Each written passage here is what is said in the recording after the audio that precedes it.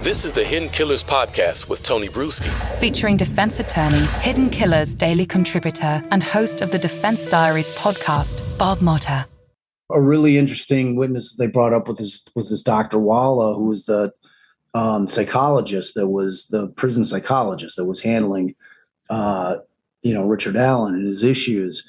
And, he had made confessions to her, again, I killed the girls and it's like, and she's going through this whole concept of that she had died like during this period of time when he's losing his shit and literally eating his shit, running into the cell wall, like full speed, smashing his head, like over and over. And like he was, yeah. She diagnosed him as temporary psychosis. Mm-hmm. And he falls under this kind of umbrella of, oh wait, did I? Oh, I'm on today's motion. You're on right? Today's, yes. Okay. I mean, it's all a blur, I know. So she's saying, had I had the autonomy to be able to put him in a mental hospital to get the proper treatment he needed, mm-hmm. That's what I would have done for exactly what you were saying, just to get him the fuck out of there. Yeah.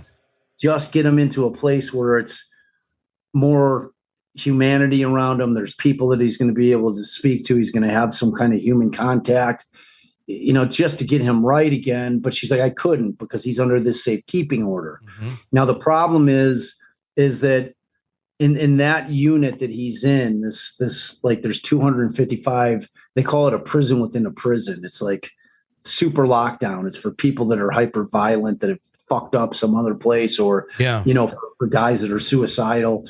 Like he's got a camera on him 24/7, like all the time in his cell. So they're like, okay, well, she says, I definitely would have moved him to another facility. But the problem is he's got that safekeeping order. And despite the fact that the rules are like per the DOC that after 30 days is considered to be the threshold, that you cannot keep somebody safely, mentally in lockdown, in solitary for 30 plus days, mm-hmm. unless there's extenuating circumstances. Like the dude is like a raging like Hannibal murderer. Lecter or something. Right, yeah, exactly. Yeah. So for like everybody else, you got to go out. But the problem is this order of safekeeping order is trumping that rule. Mm-hmm. So the end result is they wouldn't move him out. They just kept him in solitary for all this time.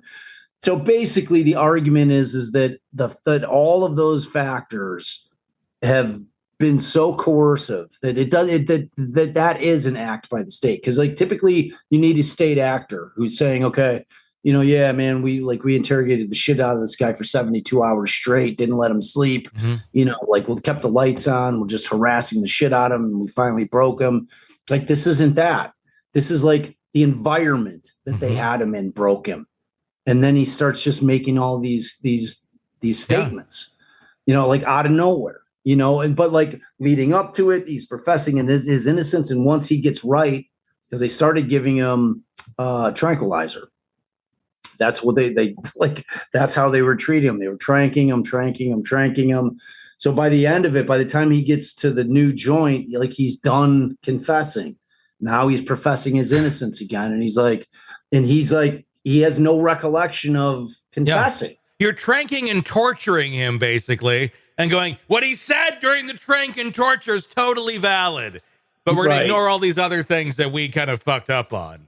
Right. So, but I mean, it got interesting, dude, because at the end of it, when the state called their witness, they put on this cop, and he's been the cop who has been really the guy who's been listening to the 100+ hours of phone calls that Alan made from his tablet. Yeah. And he essentially comes out and says, look, I've counted, like my count, there's been 61 direct, what I'd consider to be direct confessions, most of them generic. I killed the girls. Mm-hmm. He's like, but he's claiming that he made that one of the confessions contains details that only the killer would know. Okay. And let's see, I want to get to them because there was like 4 different things. It was interesting. It's like, even if you are the killer, you still can't treat somebody like this. Oh, no, I know. That's like, the thing. That's I mean, the point. my counter argument to that, to him, like having knowledge, is that he was dropped off the discovery case, meaning Alan was dropped the discovery in the case, like on April 4th. So these things are after he has the discovery. So that kind of takes like the heat off of that. It's like, you want, like once he has the discovery and he can see the details, what happened, because he's got the police reports, that takes the effectiveness of that. Like where you're like, oh shit, this guy like is confessing and only the killer would know this. Well, no, you gave him, he has the discovery. So that's how he could know the details. So it doesn't have quite the same bite. No, it doesn't. Not at all. So, but he said, one of them included details only a person involved with crimes would know. And so the prosecutor asked him that question, and the cop said, I believe that's right. That was his answer to it. And then the confessions to his wife and his mother, Kathy and who is his wife and his mother were obviously upset when he's confessing. And they're just messing with you. They're messing with your mind. And this is all through the same cop. And then they're in disbelief and they're in shock. And when he keeps saying it during this 3-month period, they're trying to change the subject.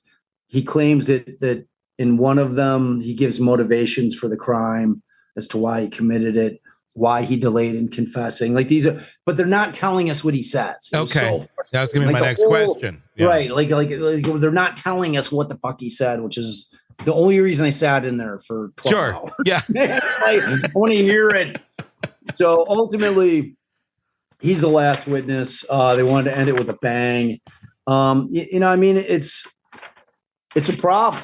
It's like they're going to be a problem for the defense. Anytime you've got a guy saying I did some shit, because most people are like, I would never confess to anything I didn't do. Yeah. Well, you gotta walk a mile in a deep Is he shoe. still saying this? Is he, or there was only in that 3-month period? Okay. So now he's kind of, that's what I'm saying. That that period of that time mix. is the only time he did it. Yep. And then now he's back to professing his innocence. He's got no recollection of this. Giving confession. So, which makes sense, honestly, from a psychological standpoint, it really does. But we know a lot of times our court system doesn't really take psychological factors into consideration where they really should be.